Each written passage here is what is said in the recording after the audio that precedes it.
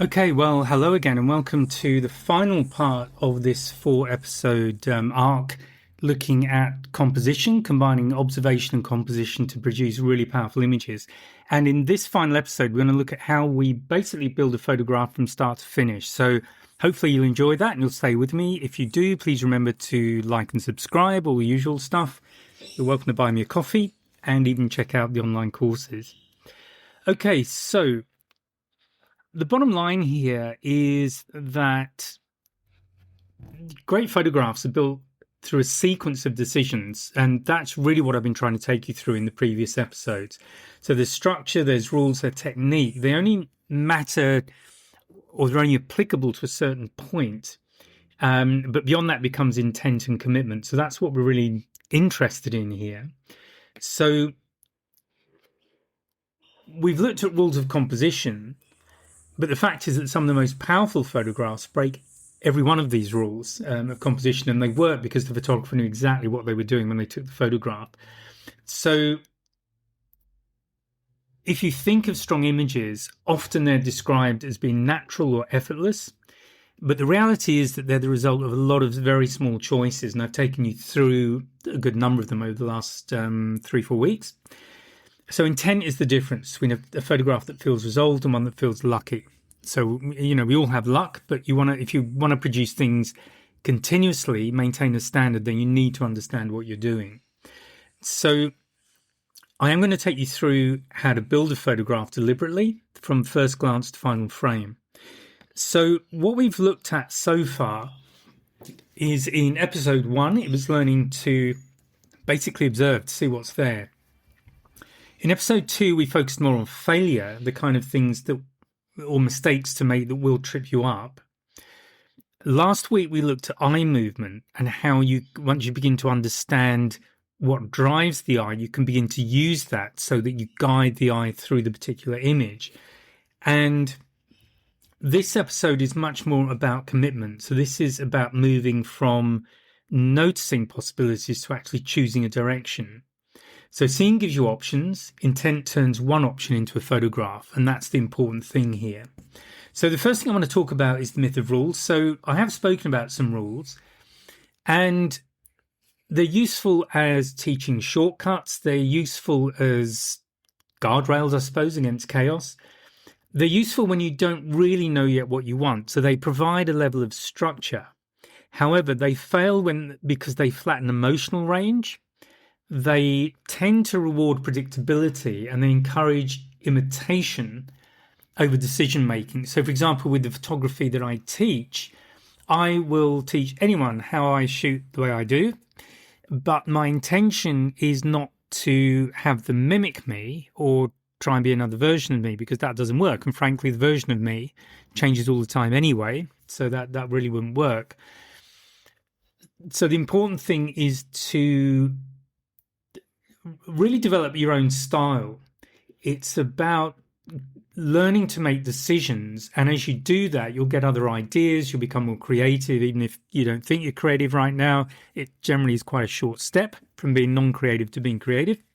And I think also you'll enjoy it a lot more. So I think this is really powerful. So, I mean, examples of this are dismissing centered subjects as wrong. So I'll often use that as an example of what most people do, because I think it's a reasonable comment. But does that mean that I don't shoot photographs with centered subjects? No, it doesn't, because sometimes there's a real power in having your subject in the center of the frame. Avoiding empty space, that's classic, because if you've been listening, you'll know that I view empty space as a really powerful element in photographs, particularly when you start looking at the psychology of it from the viewer's perspective. Another one is defaulting to thirds, even when symmetry or imbalance is stronger. So in other words, by all means, use the rule of thirds as a way of stepping into a creative environment and doing something you hadn't done before. But it is certainly not the end of the journey. And there are certainly times when you will take a step back again, because that's more appropriate for the image that you're creating. So I think the thing to remember here is that rules describe what often works, but it doesn't describe what must work, because for a given situation, different things will be appropriate. So how do we look at structure positively? So helpful structures are definitely there. We've got rule of thirds, there's symmetry and balance, there's frame within a frame, there's foreground, midground, background combinations, looking at those. There's leading lines. There's lots of other things that you can do with your composition, and I haven't covered all of these, but they're certainly all there. And the reason that they're useful is that they tend to simplify the early decisions when you're starting to work out what the options are. And they help you to organize the visual weight of the frame. So you might try something that's, for example, rule of thirds, but it doesn't feel quite right. Or you're trying to get that foreground, midground, background balance, and it's just not happening the way that you've previously done it. They prevent accidental chaos. So obviously this is about being deliberate in how you're putting a photograph together. So you do want to avoid chaos. This is about planning. It's not about luck. But the critical distinctions that come into play here are that the structure should support the subject. So that example I gave, or that I mentioned, of having the subject dead center, the one that's in my mind is a portrait I took of a lion, a young male. He was definitely aggressive, and there was a lot of power in his eyes, and I wanted that right and center because that's where I wanted people looking. And remember, the subject should never exist only to satisfy the structure. So structure is there to support the subject, but it's not the other way around. And you might start with the structure and you might decide it just doesn't work. The next thing is to choose the emotional outcome. So I spoke about different types of construction. So calm, tense, dynamic, that kind of thing. So these are the questions to ask. Do I want this image to feel calm? Do I want it to feel tense? Do I want it to feel dynamic? You know, what is it that you're trying to convey? What's the image, the emotion you're trying to convey to the viewer? How do you want them to feel when they look at that image? So remember, when you're making that first decision, that will change other decisions. So when you're looking for a calm outcome, you're looking for balance, you're looking for containment, you're looking for stillness. If you want to build more tension into the shot, you're looking for imbalance, you're looking for pressure, you're looking at unresolved edges, you're looking at an asymmetrical composition. And if you're looking at a dynamic image, something with movement in it, you're looking at flow, you're looking at rhythm, you're looking at controlled movement. So the important point here is that emotion isn't something that you just add on later in post-processing. It's actually fully built into the composition. This is about composition with intent. This is what it's all about. So when does breaking structure work better? So first of all, if you're thinking about centering for strength or calm, that can be really helpful. So that could be in portraits, minimal scenes, or symmetry. If you want to particularly emphasize symmetry, there is something reassuring about symmetry. So putting your subject in the center when you want to convey a sense of calm with the image is a great way of doing that. If you want empty space, that could be for emotion, that might be loneliness, it could be scale. You might have a lot of empty space. I remember a photograph I took of an elephant in South Africa, and it was on the other side of a valley, actually, and it was very, very small. And elephants we think of as big. But I really wanted to try and put that elephant in context with its environment and sort of point out that within the context of its environment, it's actually quite it's an individual. It was on its own. So you can start to build in those kind of feelings. So you've got loneliness, scale, there might be anticipation, but you let the space speak louder than the detail. That image that I just described is much more about the space. In fact, there's if you watch the Titanic film, the James Cameron movie, there's a long shot where you've got the ship in the ocean, but it's really small in the ocean. And to me, that particular shot where you've got a very small subject in a large context was speaking about vulnerability. Obviously, I knew what was going to happen, but that, to me, that was what it conveyed to me. Suddenly, this huge ship that was, ahead of its time in many ways, was suddenly seemed very vulnerable. So these are the kind of things to go for. Now, another thing you can do is tilt or create imbalance for energy. So that might lead to motion, conflict, instability. Again, you need to experiment with these things. You can let the subjects exit the frame. So that can be implied movement. Put the story behind the image. So I've given examples of that before. And look at an openness rather than closure. So an open kind of frame where things could freely move in and out, rather than something contained. So all of this is about breaking structure, and it works when it supports the intent. So this is all about the intent of the frame. What is the result that you're going for? What are you shooting for with the people who are looking at the image? So I'm going to take you through a very simple build from scratch framework. And this is basically the decision-making process. Now, you might need to practice this a bit because there are 6 steps.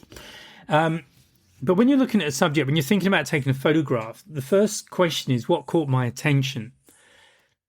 I've used a sort of shorter version of this, in other composition webinars I've done and workshops. But the first question is, what caught my attention?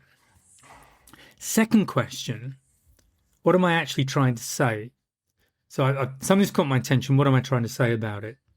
Third question, where do I want the eye to enter, the frame, move and settle? So what's the visual journey? What's the journey that the eye will take when it encounters this photograph? And then once you've decided on where you want the eye to enter, move and settle, what supports that path? So that's question 4, what supports that path? And then number 5 is to do a check. What competes with it? Do I have competing elements? Do I need to think about reframing, changing position, changing light, changing setting, whatever it might be? And then what happens if I remove or change one element? Will that make the overall image more powerful, or will it take away from the story? So the point about this is that this is something that you need to practice. You might not use exactly those questions, that you don't have to use these, but this is essentially the flow. These are the important elements of the image and the important aspects, the important elements of intent that you need to be clear about before you press the shutter button. So the goal is clarity. It's not perfection. So ultimately, we can get away with images not being technically correct, but they can be really, really powerful. And that's what we're going for. So what's the difference between being intentional or intentional images and accidental images? Well, accidental images are in the "it just happened" bucket. If you're not sure if you've done this or not, if you find yourself defending your choices after the fact, then I would say that's more likely to be an accidental composition than a deliberate one. And if you're relying on either cropping or explanation to tell the story, then yeah, you've kind of missed the boat there a little bit. Intentional compositions can be explained simply. Again, keep it to, it's just one sentence, keep it really simple. They feel resolved, even when they're unconventional. The thing as a whole, it feels like it has integrity. There's a completeness to it. It doesn't need justification. It stands on its own merits. It stands alone. So the thing to remember here is, if you can explain it, you probably meant it. And that's what we're shooting for. You want to be intentional. You're going to mess up from time to time. You all do. That's fine. But be intentional about it. And then if you've tried a particular composition and it hasn't worked, because you know what the steps were that you took, you know what to change next time or where to begin to experiment. You'll know which questions, which answers worked for which questions and which ones didn't. So I am going to suggest an exercise for you to finish with. So find a simple scene and take one photograph using a familiar structure. So whatever you're used to, it might be rule of thirds, whatever it might be. And then take a second photograph and deliberately break that structure. So do something that is completely not that structure. So, I mean, rule of thirds is a good example, I guess, where you ideally have your focal point on one of the 4 crossover points or one of the 4 lines, or pop it down in the bottom left-hand corner, right in the corner, and see what happens. Or, wherever else, whatever takes your fancy, but break that structure, step out of the structure. And I also say to people, the important thing is rules are there to be broken, and good photographers will break the rules. But the important thing is you need to know which rule you've broken, and that builds consistency. If you accidentally break a rule and you don't actually quite know what you did, then that's not consistency. That's just luck. So with those 2 photographs, I just want you to look at the emotional impact of the 2. Look at the eye movement that you have. So I gave you an exercise for that last time. And just ask yourself what feels more honest, which is the more honest image. Might be the rule of thirds one, you don't know. But this is the point, to just experiment. And frankly, this is, in my opinion, one of the key things about photography. It's about continually experimenting. I've been doing this for half a century and I'm still learning, I'm still experimenting. And I when I stop doing that, I think I'll stop photography, because that to me is what it's all about. Okay, so the final thought I would like to leave you with is that composition isn't about following rules. It's about choosing on purpose how someone experiences your photograph. And it's about the emotional connection as much as anything else that they have with that photograph. So that is it for this 4-part arc. I hope you found it useful, interesting. There are some things there to go and try. I will be back on Friday with something new. And until then, please remember to like, subscribe, buy me coffee, do whatever. And I will see you on Friday. Bye for now. Just before I go, please remember to take a look at the website, www.ge.photography, because there are various things going on, including mini workshops, and also join the mailing list, because then you won't have to look. I'll let you know myself. So thanks again for listening, and I'll speak to you next time. Bye for now.